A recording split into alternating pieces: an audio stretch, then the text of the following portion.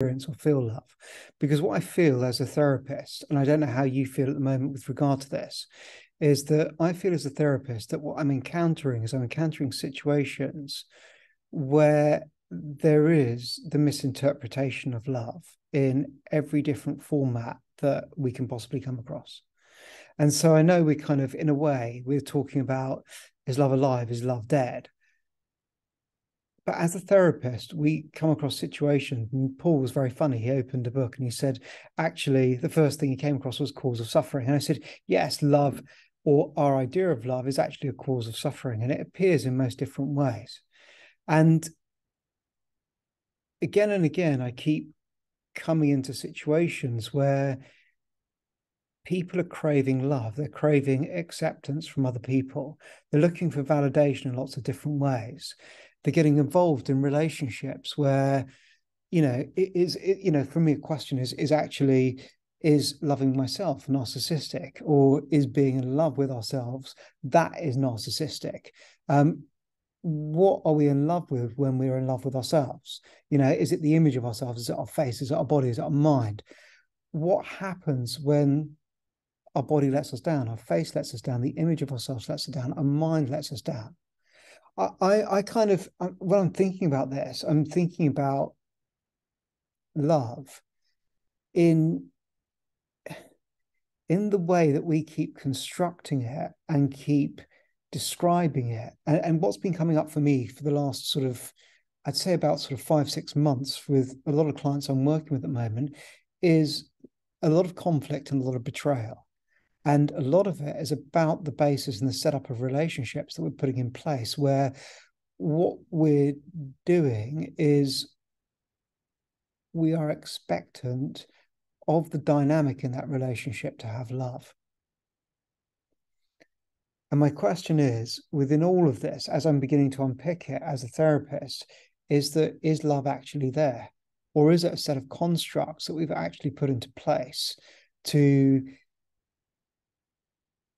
kind of make us feel that the relationship is special in a particular way? But once we cut out various different elements of it and we open our eyes with an awareness of the different parts of it, suddenly we can see that actually it wasn't what we thought it was.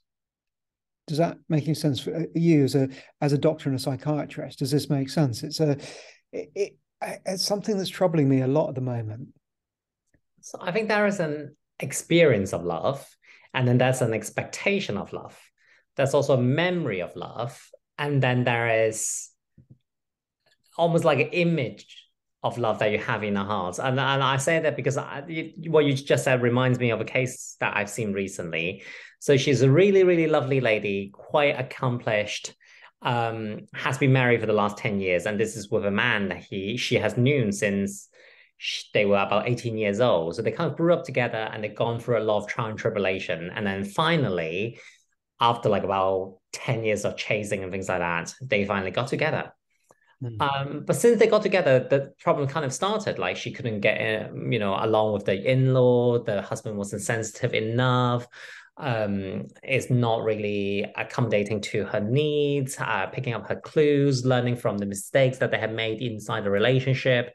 Although sometimes that he make nice and romantic gestures, he doesn't follow up enough with them. That she feels there's an expectation of things that it's been let down afterward. So she's now really considering, should I be separating from my husband? Should I end this relationship? What does it mean? Is it actually better if I talk to a stranger on the street or in an Uber that actually validate me more? Like, where is that coming from? So there is this expectation because she knew this man, this person, this lovely guy by the sound of it, since about 20, 22, 25 years ago. And there's this image of love inside herself that she had created of what the relationship would be like. Kind of, even not being with this man, she has had this whole relationship inside of her already. It's like how they would proceed, what would they be like, how would they chat, how they hold each other, what would they be like when they go to a restaurant. And then there is an actual experience of love where, it doesn't quite match it. Rather or not, it's actually a lacking of love. I don't know, I wasn't there. But from her description to me, there was a lacking. And in contrast, what is very, very interesting is she keeps describing another relationship that she's keeps saying is perfect. This relationship happened about 15, 17 years ago. So it's kind of since she knew the husband now, but before they got married and got properly together, she and this ex-boyfriend only got together for about 3 months. But she said it's perfect because he knows exactly what she needs. He knew they were perfect together. With the intensity of the passion was just right. He never cheated. He was always there. It was just easy. She keeps saying it's just easy. But then I have to ask, as her psychiatrist, like, but it ended. It's like, yeah, but it was because he can no longer stay in the relationship as passionate as we were. He has to go see his friends, do his job. We can no longer sustain, so he has to call it quits. But it was perfect. So I found it very interesting where, on one hand, there's a memory of a relationship and love that she regards as perfect, despite it has ended. On the other hand, there is the love and relationship that she's in at the moment, and she thinks is imperfect. So I found exactly kind of how you open, Colin, the imbalance between the memory, the expectation, and experience of it, I think it does create a lot of suffering. But this for me is interesting because within all of this, I think what we find is we actually find that we are living almost there's so many different cliches that are being played out and all these different things. And I'm still not convinced by your argument that these are love, because actually, I'm sorry, you can laugh at me all you want, but I'm still not convinced that these are love, because in a way, it appears to be pretty predictable to me, and it appears to be sort of almost casebook in a way, because you've got a situation where you've got someone, and again, I can give you case after case after case of this.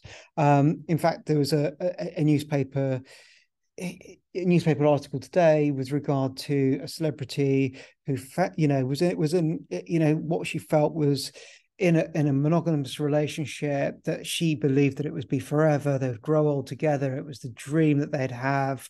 They were happier than they've ever been. And then 16 years into the relationship, she finds out that the person's leading a double life. And the person that you thought was on the same page as you wasn't on the same page as you. And their standards and view of the world is very, very different to yours. So it means that there's different messages of love all around this, and I don't believe these are actually love. I think that actually what's happening is we're creating an idea in our mind that we construct and we put in place, and this memory is not actually love. It's a memory of what we associate and think love should be, or what it equates to be to us. And I disagree that it's love, and that's why I'm proposing that to you that love is dead, because I think if we're constructing these things in this way, actually having genuine love is rarity. Is really, really rare, because if you think about it, you have a situation like that, a scenario that explodes in this way, where you've got this relationship that kind of crumbles, and the person looks at the other person, and then it follows various different pathways. You get, different conversation, different ways. So one partner starts to kind of go, look, it's a mistake. I'm so sorry. Let me come back to you. It didn't mean anything. You're the one for me. Or they do it another route, which is where they turn it around to actually make it the other person's fault, and just turn around and say, well, you didn't give me the attention I needed, and so I felt that I had to go somewhere else, and so we start to find that there becomes lots of these predictable things that are in place. And I think that all of them we're in a loving relationship, but they're actually blocks in place to stop us from loving. And I think that we're living these interactions with each other, whether these blocks in place.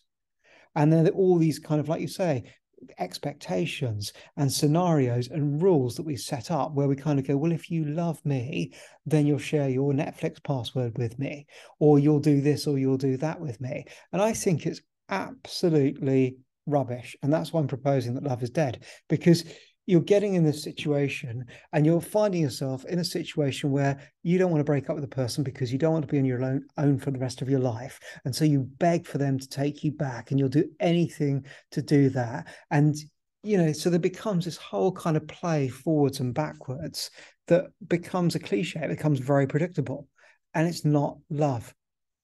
And if you do go back with them, you end up resenting the whole thing. And am I making sense, Stanford?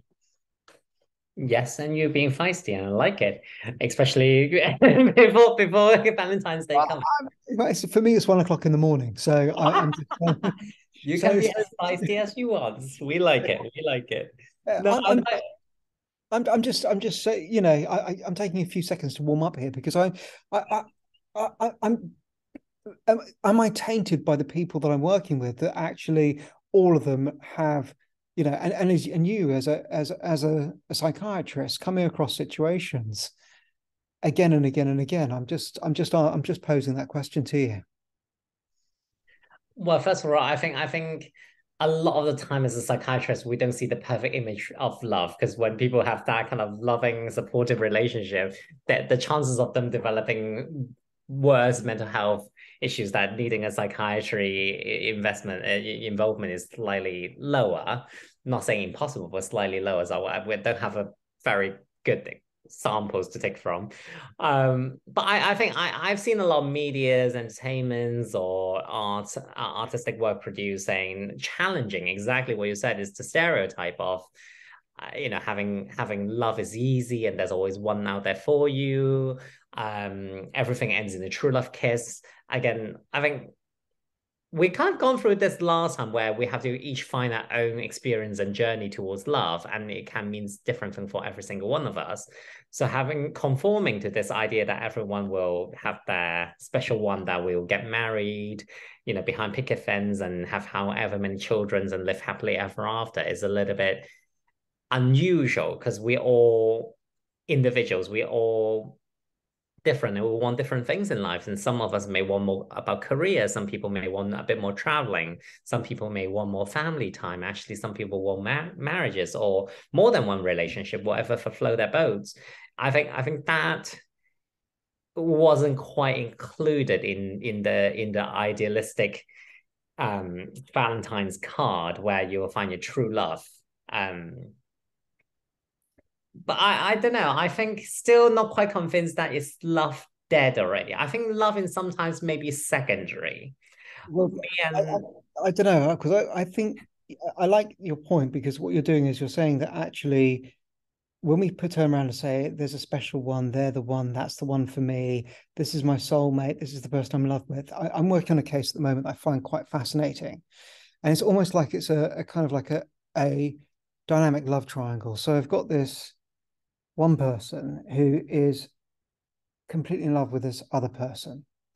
And they say to me, they smell so wonderful, they taste so wonderful, we have so much fun together, we just when we connect, we meet, it's amazing, we're just meant to be together. However, they're in love with someone else, and they go off and they have these breaks and go off with someone else. And so we've got this sort of this triangle that makes this other person very, very sad indeed. And I start talking more and more about this, and I'm saying, well, is this love? And are you sure that you're actually in love with this person? Because actually it looks like this person is not available to you. And how does this replicate a number of the patterns with the people you've had in the past who also aren't available to you?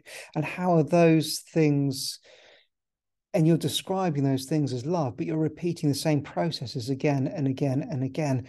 And I'm just not convinced it's love. And I think that actually there isn't love in this relationship. I think it's actually a dysfunctional relationship and scenario. I don't know what you think. well, I've definitely seen quite a fair few of dysfunctional relationship in my time, and you reminded me of a couple that I met where they have children together and they've been married together for the last, I think, 40 plus years. But when they're in the room, you can literally feel there's a chill in the room as well, where they kind of the I don't know, maybe disdain will be the better word to describe the feeling that they have for each other, where there's not a warm fuzzy feeling, but they are married, they are still together, and maybe it's again they only share so much with me where they're holding to each other because of the children, because of the construct of marriage, because of certain religious belief within the community, because of financial construct. That there's a lot of reason why they are staying with each other, but exactly as you said, they're actually that is the reason why they're making each other miserable as well. But at the same time, I do wonder, in a dysfunctional place, can you have love still? I'll give the example where I was on call. I was on call on one of the inpatient wards where, very sadly, two very young girls was admitted in the middle of the night. I think one was 18, another one's about 23. So the older one is slightly taking the younger one into her wing, especially the young one literally just got admitted because of eating disorder and some self-harm ideations. And obviously it's quite traumatic because she only just turned 18 and become an adult. So when I got to see this young girl, because she was feeling unsettled on the ward, feeling quite unsafe, wanting to be held, wanting to just like having a friendly face chat with, I saw this other the slightly older girl, the 23-year-old girl, just sitting with her, like not cuddling, not overbearing or anything, but simply just being there with her, kind of almost sharing her experience and saying, I can be there. I've been here. I know what you feel. It's difficult. It's really hard. The doctor's here to help. The nurses are here to help. It doesn't feel like it, but we're here to help. And almost in that moment, it's obviously really dysfunctional setting. Is like about 3 a.m. in the morning, as always. There's two young girls who have mental health issues in the inpatient ward. But for that moment, I do feel a very strong sense of care and love and warm and almost like a brahmana, like a really expansive feeling to both of them. So I don't know, it can, in a dysfunctional place, can you still have love? Can you still have true love? But this is I like what you said there because you're looking at the connectivity between two people, but also the fact that you've got this underlying, and there'll be an underlying sort of let's call it an underlying damage. You know, that sometimes there's an underlying damage that draws people together in the same way. It you ask an interesting question because it's something that I'm posing at the moment with a client who is in her mid 50s, who is battling the fact that her mother hated her the whole of her life, and she spent the whole of her life looking to get approval from her mother. And so we find ourselves in a situation where she thought and she realized that her mother really doesn't love her and didn't love her, and all the signs were there, but she just ignored and buried all the signs the whole of her life because she wanted her mother's love. And a question to her is if you have anger, if you have all this anger there, where does that anger go when you want all that love, but you're not getting that love in place? Do you see? Am I making sense with this? Because it's, I think it's troublesome because I was talking to a young person today who his father is absent, and she hits this real kind of low, like really sort of this low that you wouldn't believe.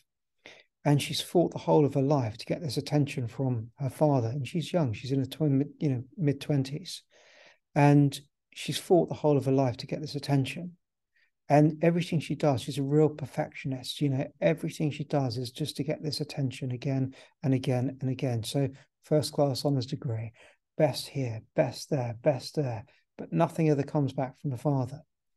And it sets everything up. It's setting the whole thing up in her life for a disaster. And all she wants is she wants a recognition. She wants the love. She wants to be held. She wants to be supported. But these things aren't love. They're just not love.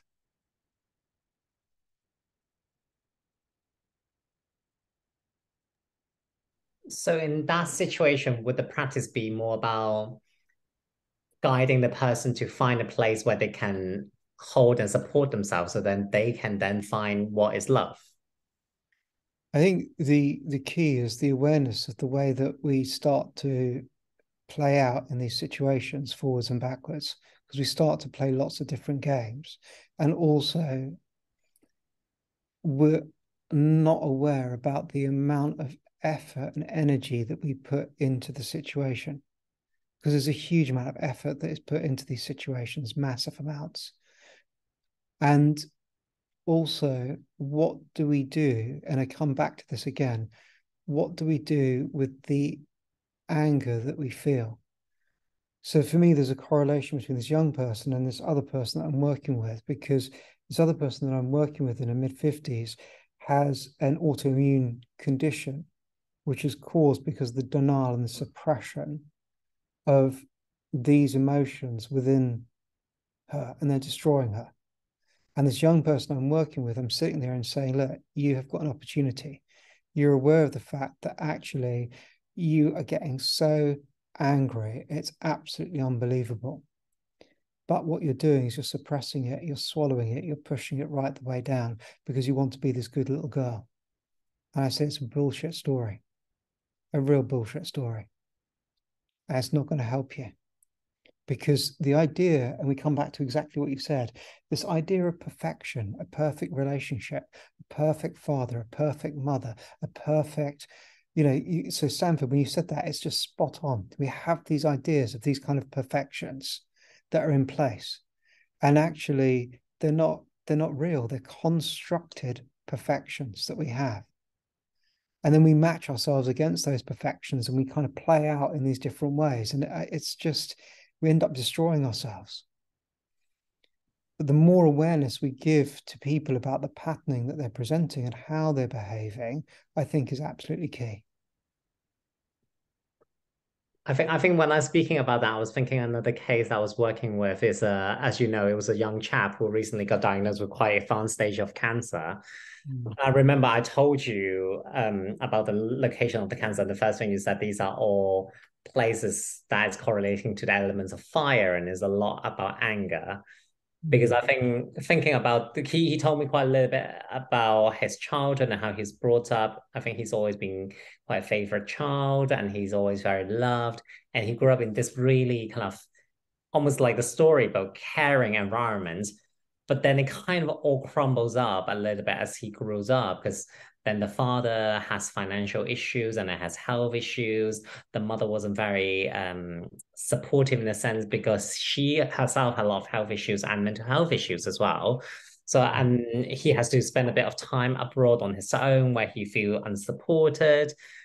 And then now he's coming back to this place where I think contrasting to how he grew up, or the imagery that was put in place when he's a child, is a very, very different one, which I think is creating a lot of anger.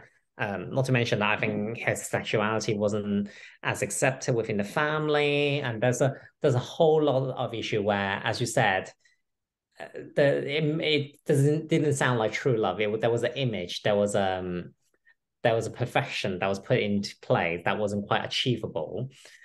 So now, unfortunately, the desire or the lack of progression towards that design, towards that perfection, turned itself into anger and kind of self-destruct in the form of a disease. So I now think where because I found it quite difficult working with him as well, where he wants a lot of things that I think he is aware and he knows is not good for him.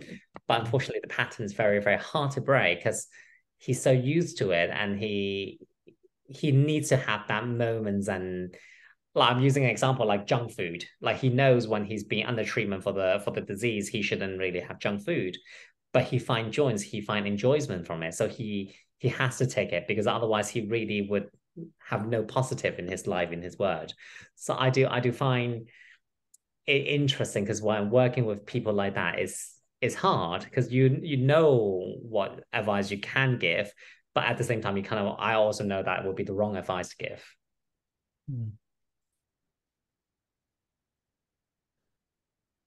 It's quite challenging, because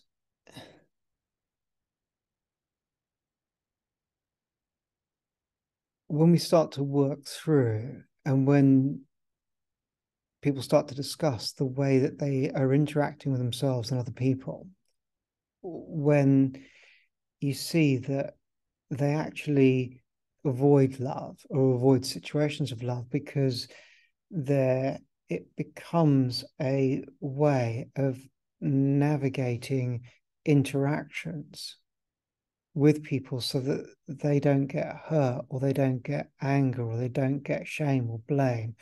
Or when there is these situations, there is a twist to internalizing so that they don't open up.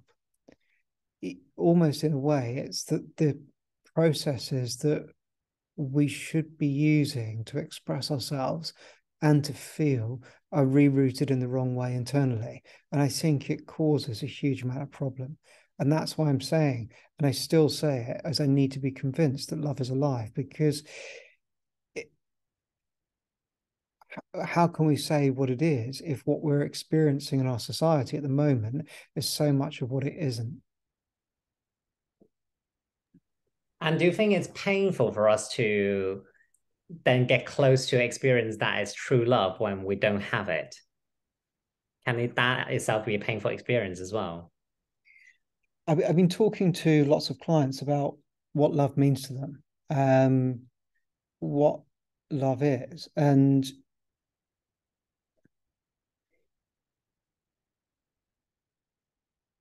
the relationships that when people say, especially when there's a lot of pain associated with this, like as Paul said, is it causes of suffering. It, I remember this one lady I was speaking to is that almost that as we was talking about what love meant, she just kept looking up and just kind of going, well, when my ex-husband kept saying, I love you, and laughing, and I love you, and this and this. And she just said, and all the time he was betraying me. And so almost in a way, there's these correlations between and these words that people say and how we hear those words and how you've got this kind of idea of I love you that's being presented. But it's just a mockery because in the background, she unconsciously knew that there was something else going on. And even though he was saying, I love you, is that love? So I was talking about this topic with someone else earlier on, and I came up with the idea that I think love itself is, as I said, secondary and is more almost like a social cultural construct. A social cultural construct, not as in, oh, it's an English construct, culture, or it's Chinese culture or Japanese culture, is like a humanistic experience, social cultural construct. Because when I think about it, when you see a baby being born, the baby doesn't necessarily have love. There's a lot of love from the mother to the baby usually, but that's often, especially from a yoga point of view, I think because there's a lot of memory, there's a lot of expectation, there's a lot of kind of desire from the family that who's going to have the newborn. Like, so when they first met, there's a lot of these emotions that get brought in. So I think there's true love there. But when the baby was born, actually, baby don't really usually express love. They express anger when they or frustration when they don't get their needs needs met. They get happy and joy when they have milk or when they're cuddled, when they have get clean and everything like that.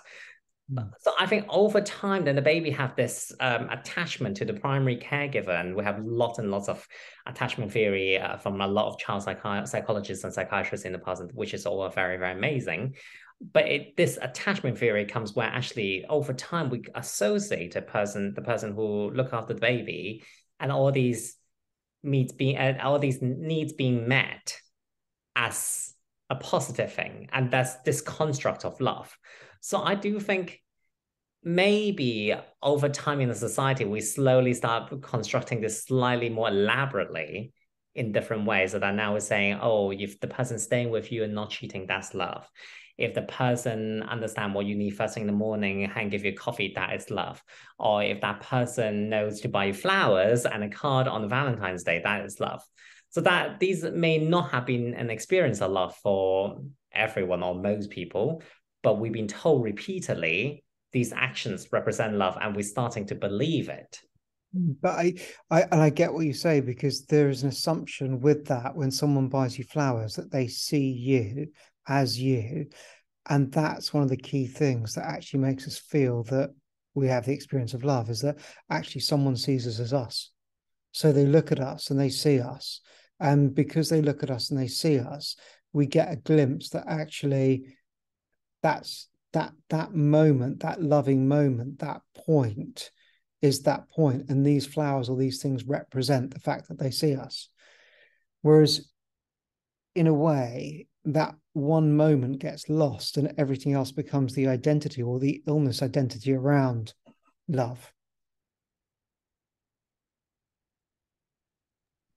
Because there's a craving for us to be seen. So all of the cases that I'm working with at the moment, the craving is there, the desire, the deep desire is there to be seen for who we are. So the young girl today, she wants her father to see her for who she is. She wants that aspect, that thing that she's never had the whole of her life. So there's a damage in her foundation. You know, the support that she's always wanted isn't there. And to constantly look for that support in a place where that support isn't there is actually destructive for her. But then there is an assumption, you know, there's an assumption about love in a particular way within her and the way she's having relationships. So again, there becomes attachment issues and also dysfunction issues with regard to the way she's playing out relationships with other people. So I agree with you completely. But isn't there sometimes also a thing about you want to be seen in a certain way, but also is to understand how you're being seen by others? Because it's a very different concept almost, because we all want to be seen in the way that we want to be seen, but actually our other people see sometimes very different thing. And I say that because I work with someone, again, is this young chap that I work with. He has a lot of mother issues. Let me just make it simple. As he has a lot of mother issues where he wants to be loved in a certain way, and he wants his emotional side being met and recognized by the mother. But the mother is very, very practical, and the mother would say something like, "Oh, I was too busy. How will I have time to actually deal with your anger outburst or anything like that?" And he would get very hurt, and he feel very, very sensitive about it because he felt like, I'm showing you me and my needs haven't been met. You're not seeing me. You're not listening to me. For workings together, but then we're starting to find out that actually this mother meant what she meant, which is I'm very, very busy because I'm very busy providing for you. I'm actually going out working and bringing home money, bringing home food and everything so that you're careful. So that's actually an expression of love from her side of things because she see that his needs is much more practical and financial, and those need to be met. So again, it's not a resolution where from then on they live happily ever after. It's more about seeing from other people's point of view. So yes, maybe you weren't seen the way that you wanted to be seen, but you were also being seen in a positive way and being careful in a slightly different way. Maybe it wasn't the way that you were asked for, but it was the way that was given. I think that is for a rational person to talk through. I think that's a good thing to do. However, in a situation where you've got someone that has a traumatic interaction of this way, I think with that traumatic interaction, what you then find is that people tend to hide their feelings. And they hide their feelings because there is a lot of volatility associated with being vulnerable and actually kind of going, well, this is not what I want to hear. This is not what I just need this, this, and this. I need this be in this way, and it's not coming in this way. And no matter how much we translate and turn around and say, if I give an example, I was speaking to a person yesterday. They said, oh, this person's trying to call me. They've messaged me and said, I'm trying to get a hold of you. That's absolute bullshit. They're not trying to get a hold of me. They would have tried. I've got messages that they would have tried. And of course, you start to rationalize it. You kind of go, well, sometimes messages don't get through. Sometimes that person is trying to get a hold of you. And that person then fights back against you and says, well, why are you jumping to their defense? Why are you defending them? Why aren't you understanding how I'm feeling about this? And so you start to see that actually this line of, like you mentioned, anger and love, desire, what I want. I think when you've got this anger, when you've got this wanting this kind of this thing very strongly, and you're holding on to that and in the way that it's going to be, I don't think there's any room for navigation around this. I don't think there is. I think that it's quite complicated. I think that it, it's something slow that needs to happen to realize that it's a trap that you're creating for yourself. And how do you unpick all the different aspects of that trap to really interpret and understand what the other person is doing and saying is the only way that they can express that they care. But is that love? Yes, they care for you. Yes, they're looking after you. Yes, they're putting stuff into you. They may be nourishing you physically, but are they nourishing you emotionally and spiritually? Are they able to touch you in the way that you feel that you have the vast capacity to be touched in your heart? And quite often, many people say that no, that doesn't happen. They just have to accept what they've got, or they're angry with what they've got. So I'm saying maybe love's a luxury. Maybe it's actually, something that if we were to look at a hierarchy of needs, love is something that comes later on because actually, you does that make sense? I'm just kind of throwing it out there because I'm just with all the cases that I'm working with at the moment. This is what's coming up for me. I'm just kind of going, hang on a second, where's the love? Well, I think in the hierarchy of needs, love is usually actually quite further up. You're absolutely right because we need all the basic stuff first. We need the basic materialistic food, water, and all these things. And I think love, especially, I'm not even talking about love with someone else. I'm talking about love for ourselves. So like the concept of self-actualization is really towards the top of Maslow's hierarchy of need. Mm. And I felt like maybe in one of the Western concepts, I think self-actualization is closest to love because you really kind of realize who you are and what your needs are, where your talent lies, where your weakness are, where your strengths are, and then you really realize that in the real world as well. And that in some way is quite loving. But that is indeed the luxury because that is very much towards the top of the hierarchy of needs. And that's not somewhere you will get into anywhere close. I don't know, maybe when you're teenagers or when you're in your 20s, because you have to slowly build towards that. We've got an idea. This idea is kind of interesting. It's like sacrifice is the ultimate expression of love. And this idea that sacrifice is an ultimate expression of love it's an interesting idea, especially when you mentioned Valentine's Day earlier on. And almost in a way, what we've got is we've got an idea that has evolved over sort of, maybe we'll call it 1,000 years, maybe 500 years. In the last sort of couple of 100 years, it's kind of really kind of come together in the way that we sort of know it, where we end up giving gifts to each other, and anonymous gifts first of all. And I think with the invention of the postage stamp and with letters, we could then sort of send these anonymous gifts, and now we've kind of gone to a stage where it's very, very commercial. So for me, we've got this sort of practice, which is it's a Christian-based practice, which is based on sacrifice, and we've got this other idea within us that sacrifice itself is the ultimate expression of love. And almost in a way, we can convince ourselves that if we love someone, we will do this, this, and this, or we have to feel some kind of pain if there is love. And so pain and love are almost seen as something together within maybe the fundamental genetics of our society.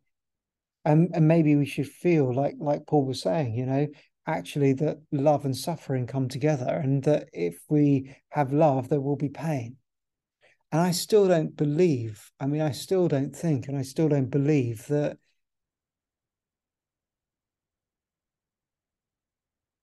that is love that is alive. I think I agree from this angle where I'm not sure sacrifice equals love, because from my experience with talking to clients or other people in general, I feel like when they feel like they're sacrificing something, there often is an expectation on return. They're expecting, oh, if I do this now for this person, later on it may pay off, and he will become the partner that I wanted. I will have the marriage that I want, and we will have the house that we want. There's often an expectation in return, and I'm not sure that in my experience of love that is quite equivocal. Also, I think in a sacrificial relationship, that's often very very imbalanced, and they often very not long lasting. So as you know, I have had different careers within medicine itself, and during my kind of change between specialties, I read this amazing book called Also Human. It's like kind of the hidden stories about doctors and medics, where they're sharing their journeys of struggles within a career. So if you are anywhere close to healthcare professionals, or you actually want to find out more about the hidden lives of medics and doctors, I strongly recommend you to read it, Also Human. But in the opening chapter, which is really palpable and very vivid and very, very real, is it describes or compare being a doctor or a healthcare professional. It's almost like your patient is on the other side of a frozen lake, and you're walking across to try to save that person. But in the process of doing that, you have to be very, very careful, because if you step in the wrong direction or step on thin ice, you can fall into the frozen lake yourself. And I think that there is this sense of understanding, or that's this understanding of in me, where sacrifice almost means it's like a sense of duty and responsibility, whereas not um love. Because I really do care for my patient. I really would do a lot of things, including waking up 3 a.m. in the morning to see them if there's a need. But I wouldn't exactly describe my relationship to them as love. So I think if you have a relationship with someone where you think, oh, I need to sacrifice something in order to love the other person, I think I will agree with you. I'm not sure that is how I would understand it either. Mm. I think sacrifice from an Eastern perspective is a very different understanding, but I'm looking at it from a Western perspective. So sacrifice from an Eastern perspective is, it's not the painful aspect that we think of it as being in the West.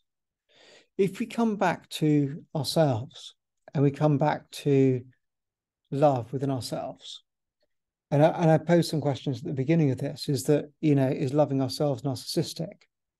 Or is it that actually being in love with ourselves, that's the thing that is narcissistic? And when we love ourselves, what is it that we're actually in love with? Is it the kind of Instagram image of ourselves, where we kind of pose our faces or our bodies in particular shapes and forms? Or is it that we are in love with our minds?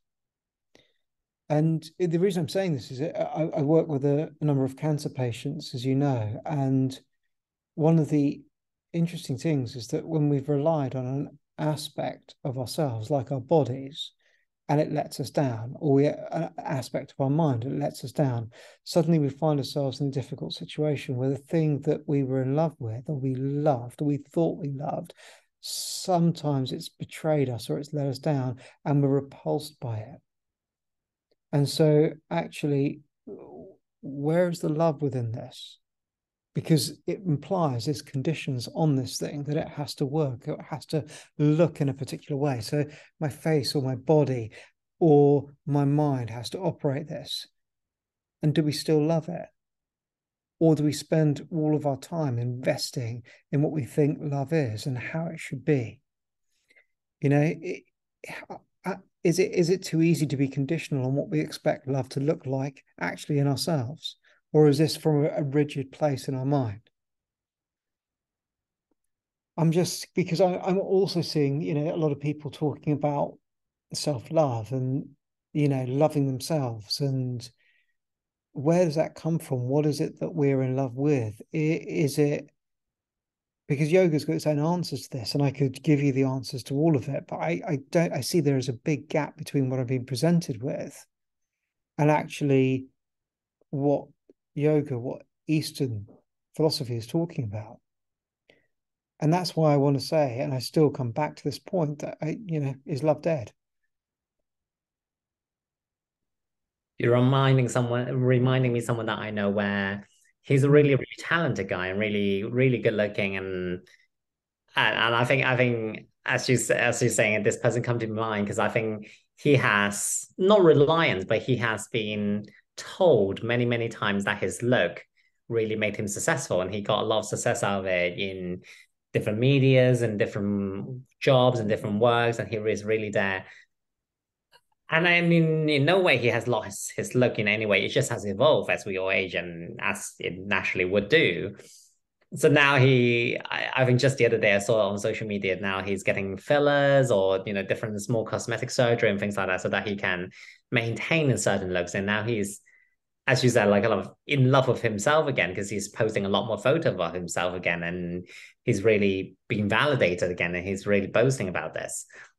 And I did wonder, as you say, is that true love? Is that, do you love yourself or you only love an image of yourself and you want that to never change? Which actually, in some ways, is an illusion because we will change. We will age. Our skin will sag. Our angles will change. Pores will get bigger or whatever it may be. It is only natural. Um, but my question will be: if love is dead, then what is there, Colin? Mm. And that's what I'm trying to discover. And someone said something interesting to me today about this. They said there's something to be said for people that don't care that it's not real. And I found that really interesting because there are some people that really don't care. You know what? I'm just going to enjoy my life. I don't care. And within all of this, there's a group of people that do care. There are a lot of people that do care about where love is and what love is and how love is.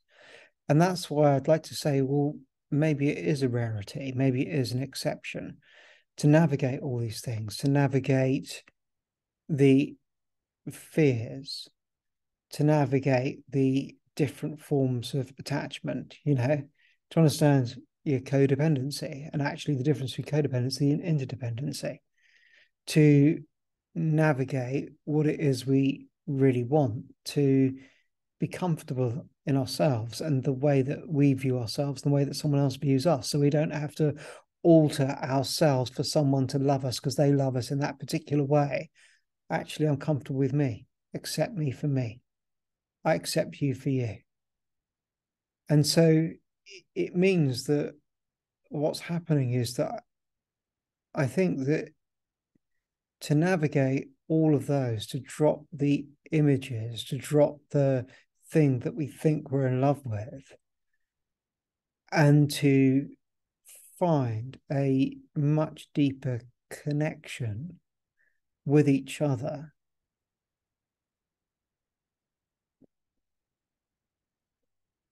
to care for other human beings, to love other human beings, to care for our planet, to love our planet, to care for ourselves, to look after ourselves. I think that our actions can become an expression of love, but I think there's a lot of stuff that still gets in the way of it. Massive amounts. And I think that those expressions of those massive amounts of things that are getting in the way of it are getting more and more exaggerated and more acceptable. And I think those become blocks and they actually block us and stop us from experiencing, but also expressing love. Because often we're too caught up in other things, too caught up, as you said at the very beginning, in these ideas of expectations of how things should be, or the perfection of what something is, or whether something is right or whether it's wrong. And we intellectualize the whole thing rather than move beyond the mind to a space where actually love can occur.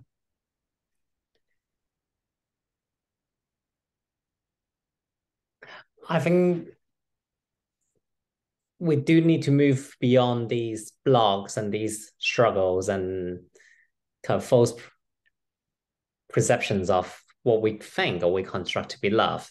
But as you were talking, I was just thinking, actually, almost like in a painting, if I want to highlight somewhere that's really, really white, I can't just hand someone a blank canvas because that is white usually.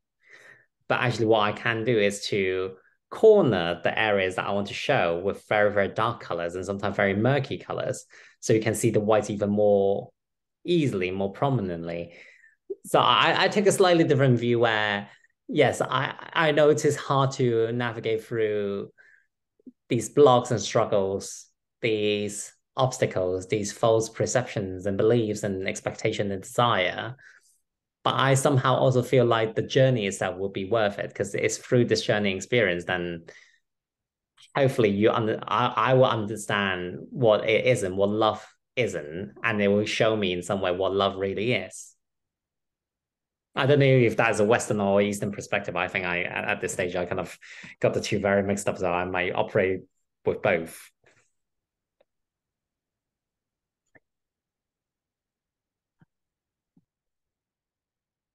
So you have hope that love isn't dead. You have hope that love is alive. Well, there's two of us, so one of us has to. You took one corner, so I took the other. Brilliant. Thank you, Stanford. What's come out of this for me tonight is, again, it's just been good to talk to you, and it's also to talk to you about actually the play out that on the surface that you and I both experience in different therapeutic environments that people need navigating a lot. And a lot of it is down to, this desire to be loved, to be seen, to be held, to be wanted, to not feel alone, to have a connectivity that is magical. I agree because I think what come up for me is the magic is not in achieving these dreams or these visions that other people or you yourself have put into your belief in your mind. It's actually the experience that is magical. And unless, as Colin said, you move to the space where you have to stop caring about all these kind of bullshits, the experience of love is much harder. I agree. Thank you, Sam. Good to see you. Thank you and good night. You need to get some rest. I'm going to. Thank you, everyone. We'll see you again very soon. Thank you.